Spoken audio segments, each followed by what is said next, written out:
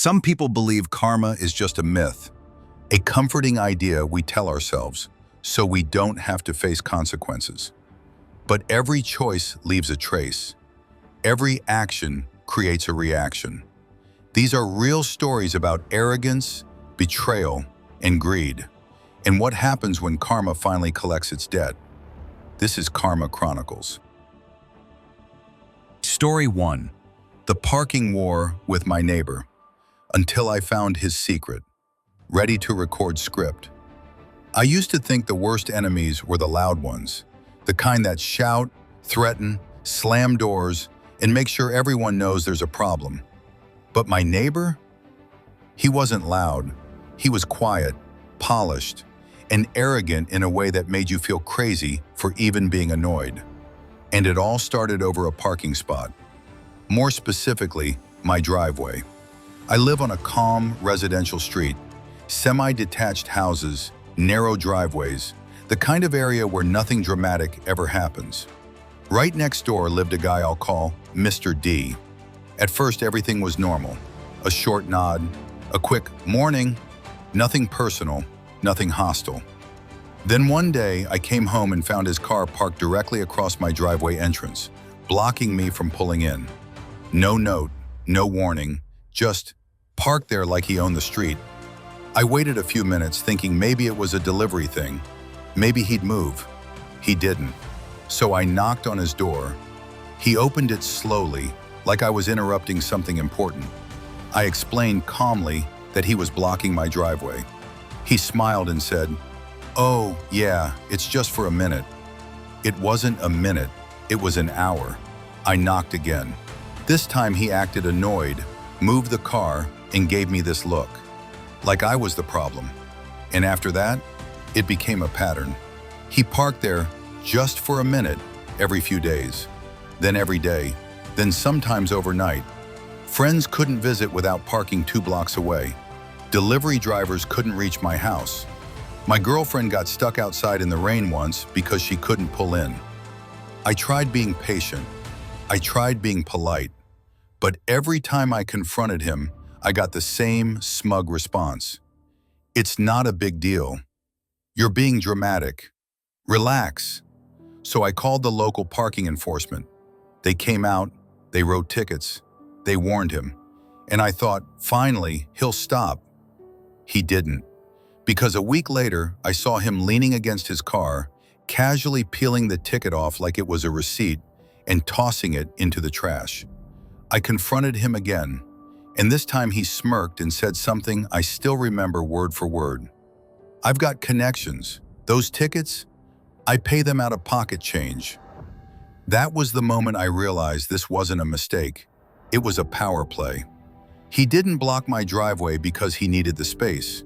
He did it because he liked the feeling of making someone else deal with his nonsense. And I'll be honest, I was close to snapping. But instead, I got quiet. Because I decided something simple. If he wanted to play games, I'd play smarter. I installed a small camera above my driveway. Not flashy, not aggressive, just a motion-activated camera that recorded whenever someone entered the area. My plan was simple: catch the parking violations clearly so enforcement couldn't ignore it. What I didn't expect was what the camera recorded at night. One night around 2:30 a.m., I checked my footage and saw Mr. D coming out of his garage. Not casually, not like someone taking out the trash. He was moving with purpose. He rolled out something heavy, like a mechanic's stand or part of a lift. Then 15 minutes later, a white delivery van pulled up. No company logo, no markings, nothing. The driver got out, and together they carried large boxes into the garage. Big, heavy, the kind of boxes you don't carry into a garage at 2:30 a.m. unless you're trying not to be seen.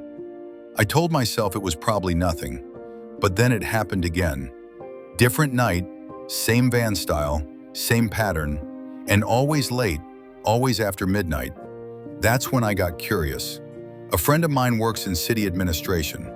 I asked him casually if the property next door had any registered business activity. He checked and said, "No, that address is zoned residential." Nothing registered. So why did it look like a warehouse at night? I kept watching. For 2 weeks, I recorded multiple deliveries.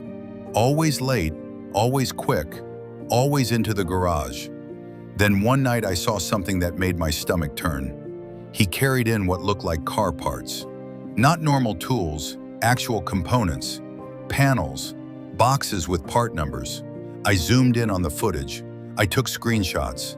And suddenly, all his confidence about connections made sense.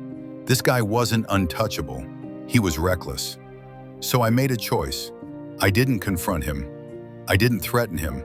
I didn't leave notes. I gathered evidence. I clipped together a short video showing the late-night deliveries. I saved screenshots. I documented dates and times. Then I sent an anonymous tip. Not to just one place, to multiple places. Parking enforcement, city zoning, and yes, tax authorities. Because if he was running an operation out of a residential garage, he was skipping more than just driveway etiquette. 3 weeks later at 6 a.m., I woke up to engine noise outside. I looked through my window with a coffee in my hand and saw the street filled with vehicles. 2 police cars, a vehicle from the city inspection office, and a unit that looked very much like they were there for something serious. They walked straight to his house, knocked. Then they went around the side toward the garage. And that's when everything collapsed. They opened the garage and started pulling things out. Boxes, tools, parts. More parts than I thought possible. It wasn't just a side hobby, it was a full illegal operation. An unregistered auto parts business stocked with questionable components. Later, I heard rumors from neighbors. Stolen parts, VIN tampering tools, cash hidden inside. I can't verify every detail, but I can tell you this. Mr. D didn't leave his house that day on his own. And after that, his driveway stayed empty, his house stayed quiet, and my driveway was finally free. No more just a minute, no more smug smiles, no more connections, just silence. And sometimes when I pull into my driveway now, I catch myself smiling. Because karma doesn't always arrive like thunder. Sometimes it shows up at 6 a.m. with a warrant. Story 2. My boss destroyed my mental health, so I wrote her exit. People love to say, it's just work. But when your boss decides to make you a target, it stops being just work very quickly. I worked at a mid-sized agency. Marketing, campaigns, clients with impossible expectations. The usual. The job was busy, but I was good at it. I delivered on time. I stayed calm under pressure. I didn't cause drama. For the first few months, I honestly enjoyed it. Then they hired a new manager. I'll call her Petra. Petra wasn't the type that screams. She didn't throw tantrums or slam desks. No, Petra was worse. She was a quiet tyrant, the kind that smiles while she ruins you. It started small. A meeting invite accidentally missing my name. A client call scheduled without telling me. A task handed to someone else even though it was mine. When I asked why, she'd say, "Oh, I assumed you were too busy."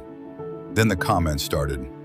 In meetings, she'd interrupt me and say, "Let's hear from someone who understands the bigger picture."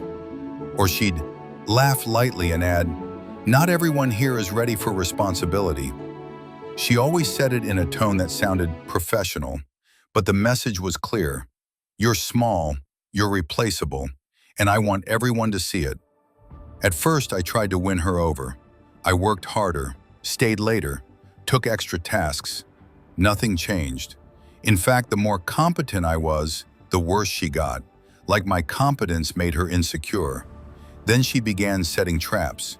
She'd forward me incomplete information, then blame me when the result wasn't perfect. She'd change deadlines without telling me, then call me unreliable when I missed them. She'd praise her favorite employee for my work in public, then criticize me privately for not contributing enough. And I noticed something else.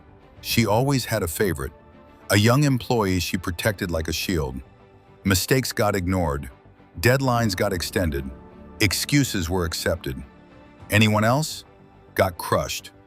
After months of this, I finally went to HR. I didn't cry. I didn't exaggerate. I brought examples, dates, messages, patterns. They listened. They nodded.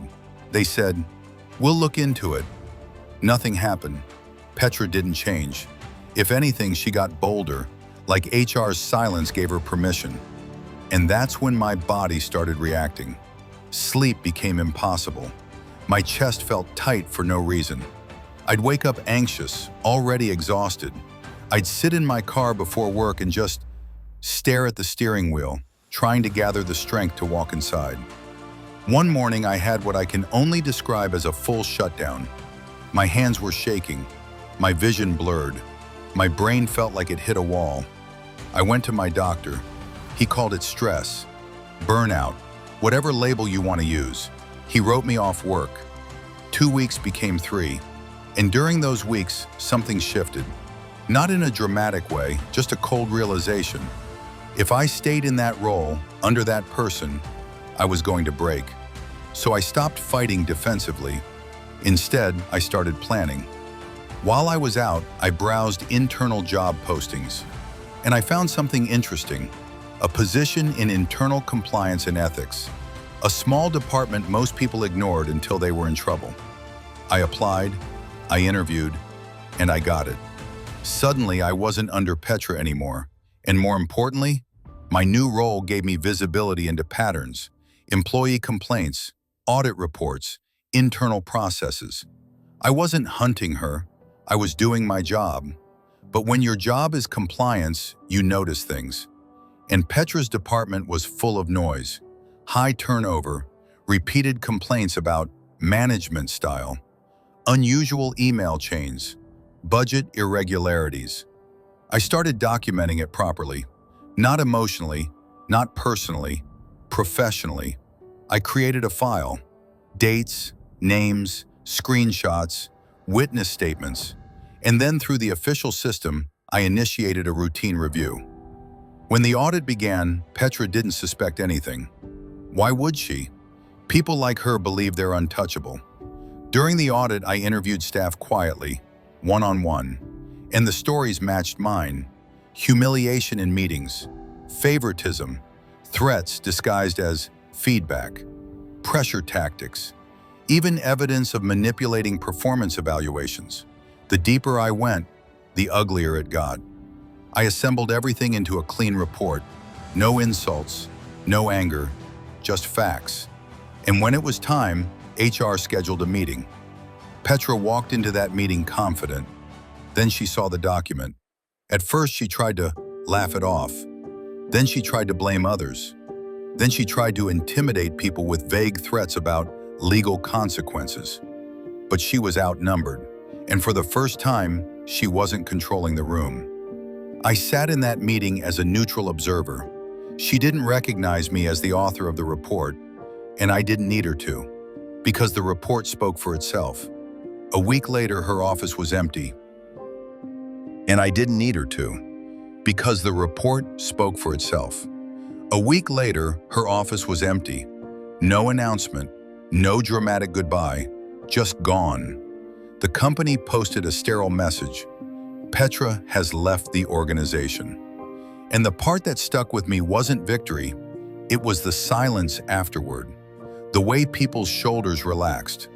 The way laughter returned to meetings. The way new hires look less terrified. That's what karma looks like sometimes. Not revenge, not destruction, just consequences. Story 3. He stole my bike, so I took back something better. Ready to record script. I'm not the kind of person who goes looking for trouble, but I also don't believe in letting someone walk away with your stuff just because they think they can. I had a bike I loved. Nothing fancy, no carbon frame, no expensive racing setup, just a solid, reliable bike that got me through winters, work commutes, everything. I'd had it for years. Then one day in broad daylight, it disappeared. I parked it outside a supermarket. It was locked. I was inside maybe 15 minutes. When I came back, Empty space. The lock was gone too. No broken pieces, no clue, nothing. It felt unreal, like my brain couldn't process that someone had just taken it. I filed a report because that's what you do, but I didn't expect anything to happen. Everyone knows how bike theft goes. You're basically reporting it so you can tell yourself you tried. I posted in a local group, shared photos, asked people to keep an eye out. For a week, nothing. 2 weeks, nothing.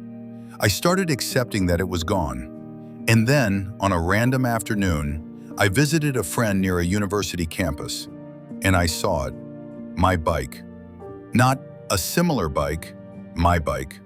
Same small scratch on the frame, same sticker placement, same slightly bent bell, but it had a new seat and a new lock. My first instinct was anger, then adrenaline, then that weird moment where you wonder if you're imagining it. So I did the smart thing. I took a photo, then I walked away. Because charging in emotionally is how you get yourself into a mess. When I got home, I checked something important, the frame number. I had it saved from the original purchase. And when I compared it to the photo I took, perfect match. It was mine. Now, the normal move would be calling the police and waiting, but I knew how that usually ends. Weeks of delay, no action. And by the time anyone cares, the bike is already gone again. So I decided to do something else. I went to an old bike shop where I'd been a customer before. I showed them proof of purchase and the frame number, and I asked a simple question. If I have ownership proof, can you help me with a lock solution? He looked at the photos, nodded slowly, and said, "People steal bikes. People also get them back." He helped me get a compatible lock setup, nothing illegal, nothing shady, just a way to secure the bike once I had it. Then I went back to the campus. I waited. 1 hour, 2 hours. Eventually, I saw a guy approach the bike. Early 20s, confident walk, AirPods in, not even looking around, like it belonged to him. He unlocked it and started to ride away. And in that moment, the truth hit me. He didn't buy it secondhand. He wasn't confused. He moved like someone who felt no guilt at all. I didn't chase him. I didn't confront him. I followed at a distance. He rode into a student housing area and locked it up inside a bike storage zone. I watched where he put it, then I left. That night, I returned, quietly. I didn't damage anything. I didn't break anything. I didn't touch anyone else's bike. I simply secured my bike using the lock system I arranged. And then, I took it home. The next day, a post appeared in a campus group. "Someone stole my bike and left another lock behind. What do I do?" I stared at the screen for a minute, and I felt something I didn't expect. Not guilt, not fear, satisfaction. Because for 2 weeks, I'd been feeling powerless, like someone could take what I earned and the world would shrug. But now, the universe had balance again. And the best part? I didn't need to argue. I didn't need to threaten. I didn't need to beg. I simply took back what was mine. Karma doesn't always come with sirens and headlines. Sometimes it comes quietly, in the middle of the night, when the person who thought they were clever learns they weren't the only one paying attention. Karma doesn't always arrive immediately. Sometimes it waits, it watches. And when the moment is right, it strikes with precision. If this story stayed with you, subscribe to Karma Chronicles. New stories every week, because sooner or later, karma always finds its way back.